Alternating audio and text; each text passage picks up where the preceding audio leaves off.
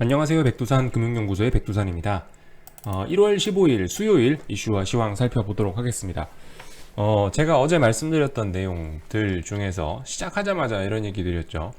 어제 같은 날이 제일 위험하다. 1월 14일 같은 날이, 어제 같은 날이 개인들이 조바심에 추격 매수하기 좋다. 그래서 추격 매수하면 안 좋을 가능성이 굉장히 높은, 매매하는 게 굉장히 위험한 날이다라는 말씀 드렸는데, 어제를 기점으로 해서 일단 시장 방향이 일단 조금씩 틀어지려고 하고는 있습니다. 그런데 뭐 쉽게 꺾이지는 않을 거예요. 어쨌든 이 움직임이 이게 좀 어렵습니다. 하여튼 여러분들 보시면은 기존의 추세가 굉장히 강했었습니다.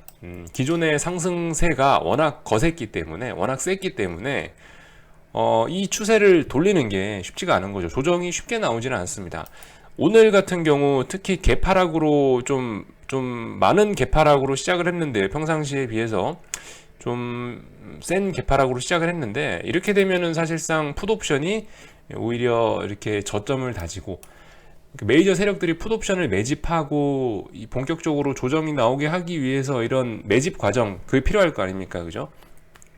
이런 매집 과정엔 오히려 독이 됩니다. 이렇게 개파락을 하면요. 그래서 지금 보시면은 어쨌든 뭐 풋옵션이 튀어 올라와 있긴 한데 불안한 모습을 보이고 있습니다. 물론 여기서 뭐 악재가 나온다거나 하면은 또 다시 뭐 그냥 주르륵 흘러내릴 수도 있죠. 근데 악재가 없이 이대로 흘러간다라고 하면은 시장은 다시 한번 어쨌든 여기 고점 부분을 다시 한번 어제 나왔던 고점이라든가 아니면 어제의 시초가 자리 뭐 이러한 자리들을 한 번 정도 여기서 더 테스트하고 그 다음에 뭐 조정이 나오든 또 오르든 그렇게 될 가능성이 높아 보입니다. 요렇게 오늘 하루 만에 어쨌든 갭으로 톡 내려와 앉았기 때문에 요 자리는 그죠? 어쨌든 요 위에 있는 자리를 분명히 한 번 더 확인하려고 할 겁니다. 뭐 저는 또 계속 더 기다려야겠죠. 어쨌든 저같이 주식을 현금을 들고 주식을 매수하려고 대기하는 사람들은 어쨌든 계속 더 기다려야 될 겁니다. 어쨌든 뭐 다리 많이 찼습니다. 그죠? 다리 많이 차면은 기울여야 된다고. 일단 많이 차긴 많이 찼어요. 어제 특히 어쨌든 윗골이 달고 많이 빠졌습니다. 코스닥 시장 쪽을 봐도 그렇고 어제 전고점 부근까지 좀 급등을 한번 했다가 장중에 코스닥 150이 1.5% 가까이 올랐다가 밀려서 하락 마감했죠. 결과적으로 하락 마감했나? 그죠? 하락 마감했습니다. 그러니까 어쨌든 이제 좀 코스닥 시장까지 일단은 뭐 다리 다 찼다라는 표현이 좀 맞는 것 같다는 생각이 듭니다. 예. 코스닥 중소형주들은 좀 더 강했네요. 아무튼 코스닥 대형주 같은 경우도 일단은 여기가 정고점 자리인데 정고점 자리까지 일단은 뭐 물이 차긴 차 올랐다라는 내용 말씀드리면 될 것 같습니다.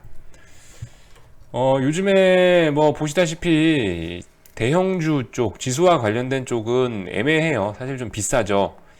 단기적으로 급등했기 때문에 지금 어설프게 들어가면 단기적으로 좀 물릴 수 있습니다. 물론 장기적으로, 더 장기적으로 막 1년 이렇게 보면은 지금도 싼 자리예요. 지금도 싼데 어쨌든 뭐 여러분들 우리는 뭐 잡을 수는 없지만 늘 바닥을 잡고 싶어 하고 그러지 않습니까? 어쨌든 좀 기다리면은 좀 싸게 잡을 기회가 오긴 올 거예요. 지금 분명히 지수가 반도체의 힘과 IT 하드웨어, 그죠? 이런 쪽의 힘으로 올라왔기 때문에 걔네가 좀 많이 올라와 있습니다. 그래서 분명히 조정이 나오긴 나올 거다라는 거. 좀 기다렸다가 사면 될 것 같습니다. 이제 조정이 나올랑 말랑 이제 냄새를 슬슬 풍기고 있는 그 과정이고요. 어쨌든 요즘에 지수나 대형주 쪽, 주도주 쪽들은 조금 부담스러운 자리고, 그러다 보니 이런 중소형주들이 조금씩 움직이고 있는데, 이 또한 어쨌든 어떤 매매를 할 만한 그런 뭐 자리는 아닌 것 같다. 대표적으로 요즘에 계속 그 언론에서 안철수 하면서 안철수 대표라 해야 되나요? 안철수 의원이라 해야 되나? 어쨌든 안철수 씨에 대한 그런 얘기가 계속 나오고 있습니다. 그러니까 이런 테마주들은 죽을 수가 없죠. 그죠? 테마주들은 총선 때까지 아마 죽기가 쉽지 않을 거다. 시세가 써니전자가 그래도 제일 핫하게 나오니까 써니전자 기준으로 월봉으로 봤을 때 최소한 한 뭐 7,000원, 7,500원, 뭐 많게는 어떤 뉴스가 나오느냐에 따라 8,000원대까지도 충분히 가능성이 있다라고 생각이 됩니다. 어쨌든 그 총선 끝나기 전까지 써니전자는 분명히 아마 8,000원대 한 번 정도는 터치하고 분명히 터치는 아마 터치는 아마 분명히 한번 할 겁니다. 터치는 아마 분명 할 건데 문제는 그죠? 그렇다고 이런 자리에서 뭐 미리 들어가 있으면 되게 부담스럽겠죠. 위험 관리라는 게 어쨌든 필요하니까 막 또 들어갈 수는 없다라는 거.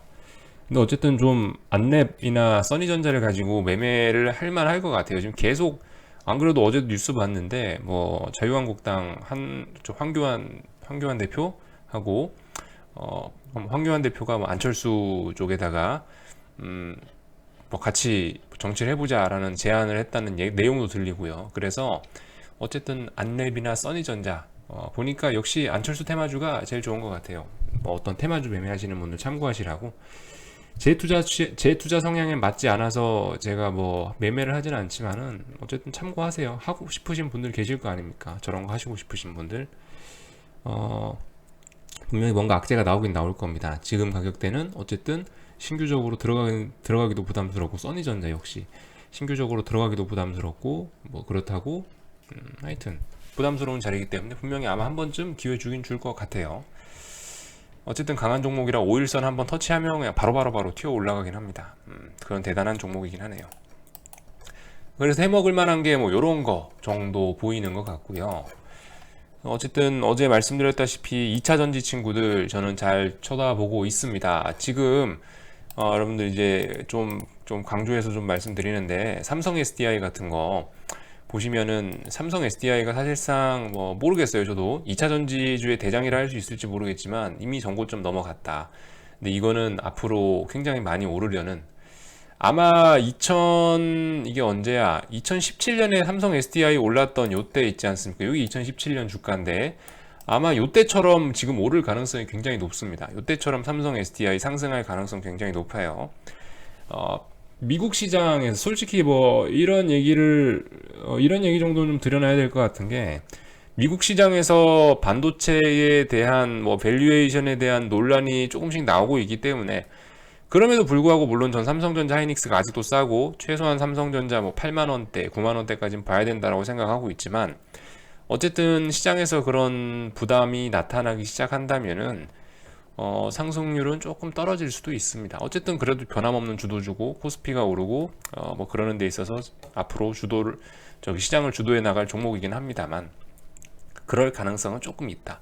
반면에 이 2차 전지주들 중에서 뭐 2차 전지주들 친구들은 조정을 충분히 받아놨기 때문에 밸류에이션에 대한 그런 좀 부담이 없다.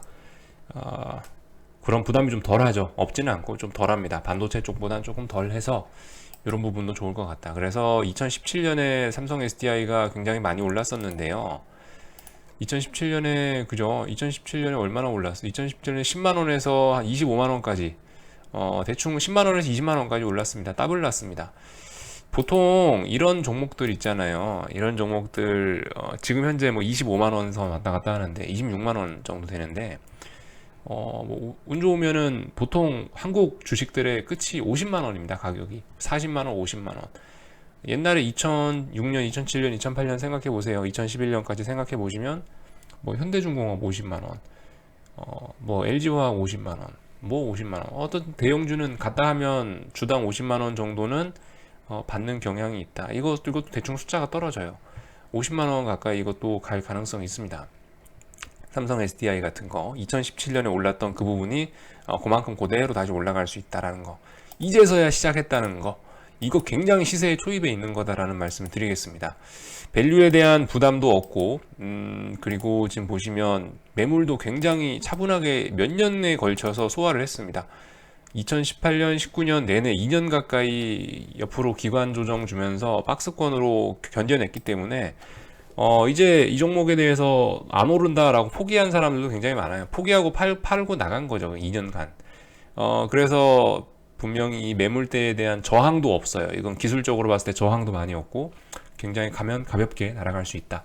단지 종목 자체가 무겁기 때문에 폭발적인 상승보다는 마치 사우나에서 몸 지지고 있는 듯한 그런 형상으로 주가가 올라갈 수 있다. 그러나 이보다 작은 종목들은 폭발적으로 올라갈 수도 있겠죠. 예를 들면 뭐 포스코 케미칼, 뭐 아니면 일진 머티리얼즈니, 아니면 그보다 훨씬 덩치가 작은 뭐 사막 콘덴서, 이런 친구들은 말 그대로 폭발이라는 표현을 써도 될 만큼 강하게 올라갈 수도 있습니다. 아무튼 지금 우리 주도주 친구들은 다 가격이 부담스러우니까 조금씩 주의하시는 게 좋지 않겠나 싶습니다. 말씀드리는 순간 지금 어쨌든 지수가 오늘 양봉을 보이지 않을까라는 생각을 살짝 했는데 어쨌든 다시 또 내려왔네요.